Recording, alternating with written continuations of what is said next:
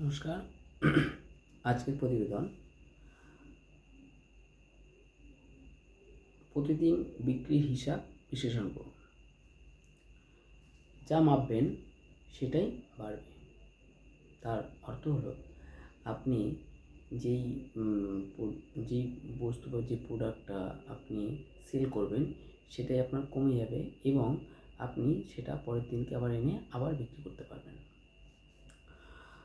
যে পণ্য বেশি বিক্রি হচ্ছে সেটি